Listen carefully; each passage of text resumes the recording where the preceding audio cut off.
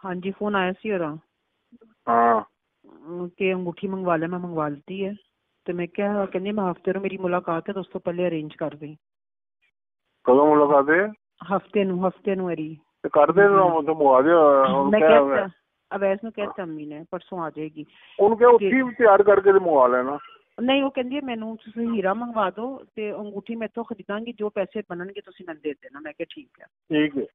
अच्छा दूसरी गल है वे कि उन्हें मैंने कहा कि खान साहब का फोन आया वे सुबह ताले टड़े खुल जाएंगे साइड से। मैं जी रिपोर्ट जमा कराई है, खान साहब ने कहा मेरी गारंटी है मैं खत्म करावांगा और लाल अकबर का लेटर भी तुम कल मिल जाएगा उन्हें मैंने कहा।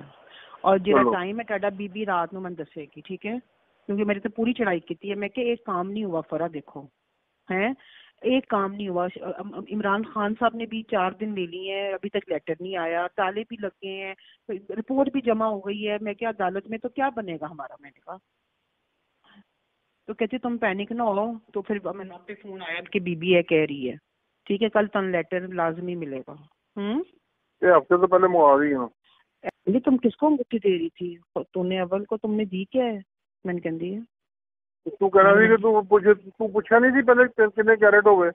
मैं क्या मैं तेरे को पूछा तो मैं कहा 3 तुम कितना पहनते हो? मैंने कहा 3 के, तुमने कहा 3 ठीक है। कहती है नहीं 500 कम अज कम मंगवा के दो उसको। मैं क्या अच्छा तो मैं मंगवाती थी। मैं क्या ना वे भी पी जावे ये मैं उन्हें मंगवाती है वापस। तो मैं क्या तन परसों मिल जाएगी। और लेटर मैं कल दे दांगा। हाँ ठीक है ठीक है। कोई अबू कहते कल लेटर मैं तुम भेज दांगा। हाँ मैं आज बड़ी चढ़ाई की आके। मैं क्या मैं नहीं डिस्टर्ब हुई है, मैं सुबह ना रोई हाँ। मैं क्या अगर अब्बू दी अगर मेरी ये फीलिंग है तो अब्बू दी कितनी फीलिंग है। मैं क्या जगह जगह अब्बू बंदियां नू ट्रेस कर रहा फेस कर रहा है। मैं क्या और हर कोई लॉलीपॉप दे रहा है। मैं क्या कहती ना पैनिक हो। मैं 2-3 फोन उत्ते थले किते ने। मेरी बीबी ना गल हो गई लेटर तन कल लाजमी मिलेगा, सुबह ताले खुल जाएंगे। खान साहब ने कहा रिपोर्ट का जिम्मेदार मैं। गल खत्म बस ठीक है।